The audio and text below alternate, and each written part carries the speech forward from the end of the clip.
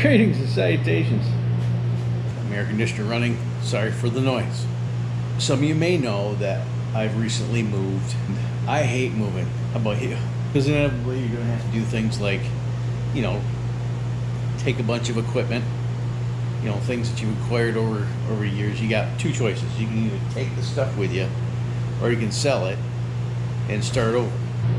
So if you remember my old garage, I had a 3-stall garage, and it was pretty much my workspace. We didn't really keep cars in it. I had kept my old hot rod and my tools and some fab equipment. I pretty much sold all that stuff. I sold almost all my woodworking stuff. I sold almost all my metal fab stuff. I tried to sell this, but apparently, you know, a commercial grade Ingersoll ran air compressors, because it has a 60-gallon tank and not an 80-gallon tank, that's not big enough. I've sold a bunch of stuff. That's how we were able to move without renting a semi-truck. And one of the pieces of equipment that I got rid of was my abrasive cutoff chop saw, a 14-inch Makita. Now, that was a good tool. There wasn't anything wrong with it. I sold it. I just didn't feel like carrying that all the way to Texas. That tool had to be at least 15 years old, 16, 17 years old, because I hauled that out from Michigan when I moved to Vegas. Nothing wrong with a abrasive cutoff wheel, other than they're extremely dirty and they generate a lot of heat. So if you cut through something, you generally have to wait till it cools down before you can handle it, or wear very heavy gloves. That's one of the downsides. One of the advantages of having a chop saw, an abrasive chop saw, is that they're relatively inexpensive and they do what they're supposed to do. Probably about 2000, around 2000, 2001, I was introduced to a cold saw. I think it was a Dake. I think I saw it on trucks when Stacy David used to be the host of Trucks, and he introduced me to the cold saw. And what the cold saw is a slower speed chop saw that uses a carbide tip blade and just gnaws through steel. Only problem, those are very expensive. They run about $2,000 and up, depending on what your requirements are. But they're very expensive, and they're a big machine. They take up a lot of space. So having it in a home garage like this isn't very conducive to productivity, because it takes up so much space. And it's just one of those tools that you're probably not going to use every day. So, you know, the cold saw wasn't an option. But a few years back, these started to show up at the Home Depot. And I've been eyeballing these for, I guess, about 5 years now. This is a cutoff saw. It looks very similar to an abrasive wheel cutoff saw, chop saw, except that there are some differences. And this uses a carbide blade too. Let me open this pig up and get into this box, and we'll take a look and see what's in this thing. Ew.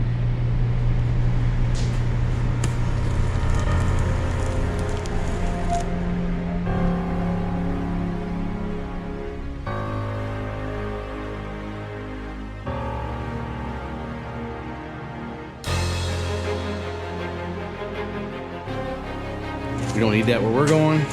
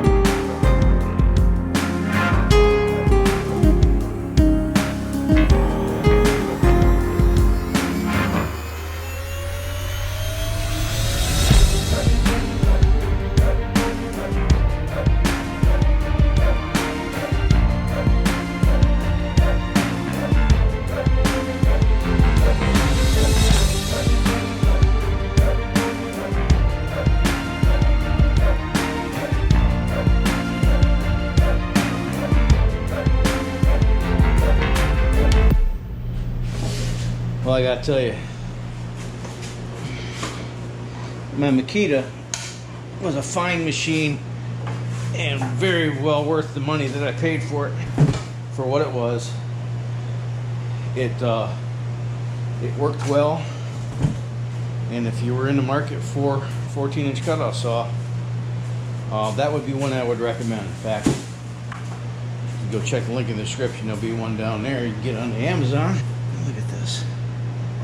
I gotta tell you, man, this is looking pretty quality. One thing I like about this is that the mechanism to hold the thing in the down position when it's not in use is this pin here.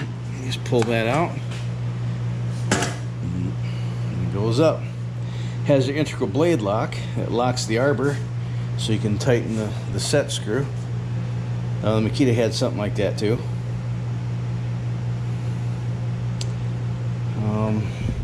This has a much longer fence than the Makita. This appears to be, is that metal? I think it is. I think that's cast aluminum. Threads are very well machined, not gritty at all. If you're cutting on a 45, you have to have it on the rear two fence selections, so otherwise you'll run out of blade before you cut all the way through. This comes with a blade, and you might think that looks like a wood blade. You would be mistaken. You might think, well, why did you just keep your Makita and buy a blade to use on your Makita? Buy a metal cutting blade. And the reason is simple. Abrasive cutoff saws, like my Makita, operated between 34 and 3,800 RPMs, and this spins, I think this one's at 1,400 RPMs, between 1,450 and 1,550. So slower speed, no spark. This is touted as a multi-saw, which will cut steel, wood with steel in it, aluminum, plastic, all sorts of stuff. So I sold my Makita for, I think I sold it for 80 bucks. And I think I paid, like, when I bought it 15 years ago, I probably paid 170, 180 bucks for it. This was, how much was this? 200 and,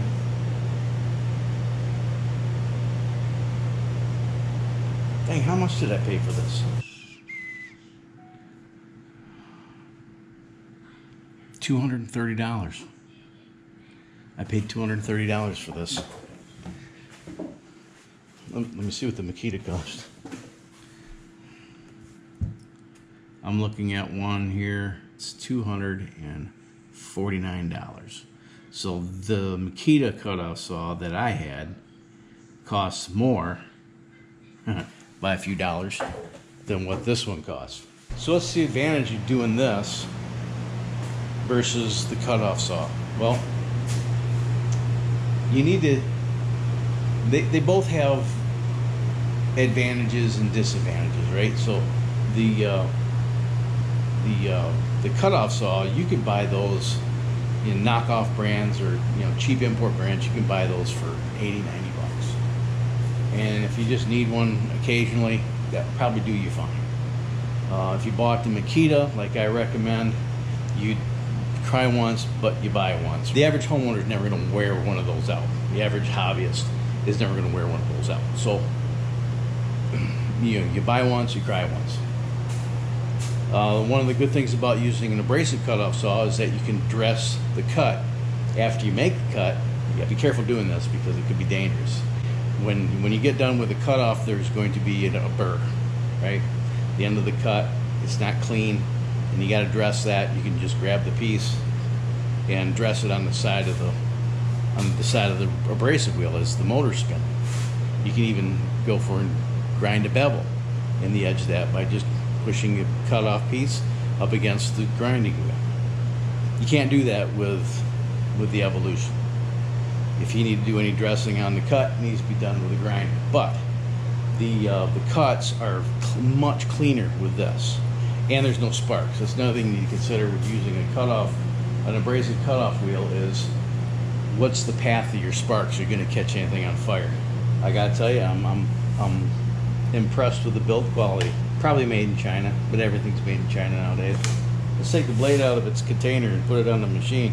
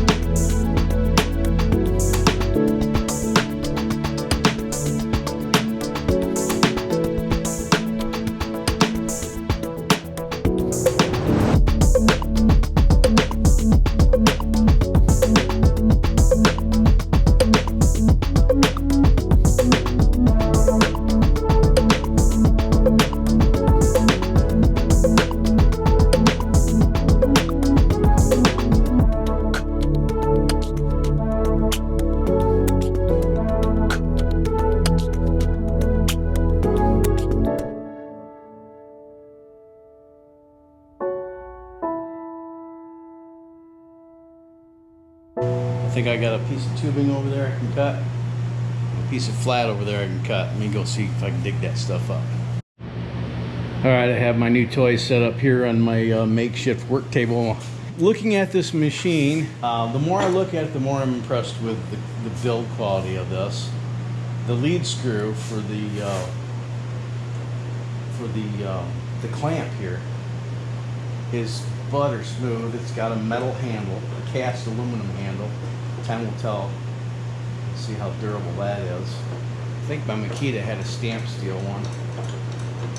And the blade lock is located right here. That locks the arbor, so you can loosen the nut to take the blade off. The Makita had something similar, but it was just a bar that you slid forward into a detent on the arbor that did essentially the same thing. Well, what I really like about this is that the way you lock this thing down for storage is with this little deal here. You push that in and it locks into a detent on the casting here. On the Makita, you had a little chain and a hook in your chain, and that was cumbersome at best. I mean, it did the trick, but it was kind of antiquated. I like that. It's considerably heavy. The whole body of this is metal. This is all cast aluminum. This is stamped steel, but it's 3/16 thick. It's pretty stout. Got a 1/4 inch spring here.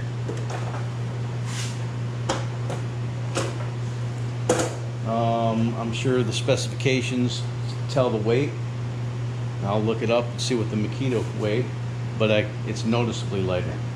The last piece that's really kind of unique, you remember when I opened it up and found this little piece here?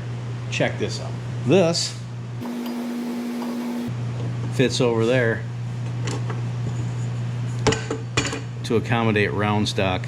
How cool is that? The only thing that's missing is some kind of bracket to stow this while you're not using it. I may have to do something about that. But for right now, I got this piece of what is this? 1.25 inch, I think. It's 1.25 inch 0.95. Just regular mild steel and a piece of 1/4 inch by 4 inch plate. Let's throw this in there and see how it cuts.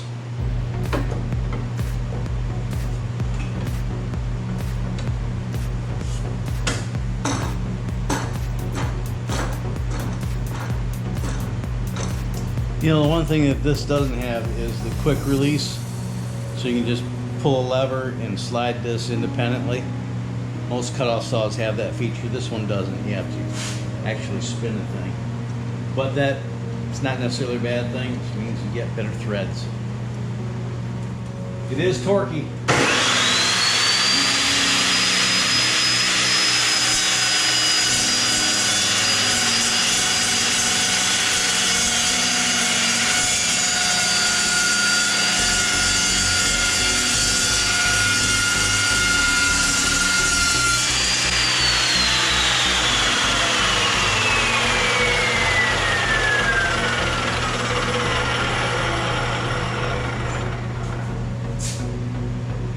Not even warm. And look at that cut. And I wasn't even forcing that. It was just letting the blade. I could have cut a lot faster. That is a quick cut.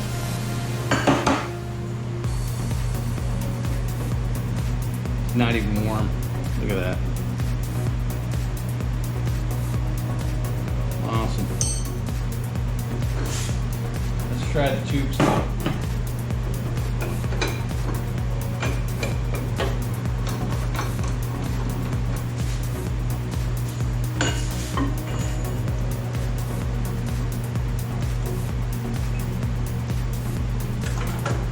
You know what? I do need to find some high protection. All right, here we go.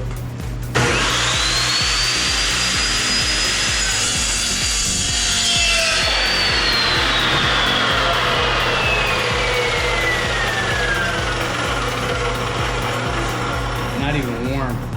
This is what I'm talking about, this piece right here, this very last part of the cut. There's always a burr. Now on an abrasive cutoff wheel, you can just take this, after it cooled down of course, fire it up and run this on the edge of the blade and kind of just use that as a dressing wheel, right? Can't do that with this, so I'm going to use either a hand grinder or get my my belt grinder mounted and fire it up. But you saw how fast that cut. I didn't speed that up. That's awesome. Let's cut again the way I would normally cut with my Makita. I'm just clamping it in the bed like that, not using any kind of dealio.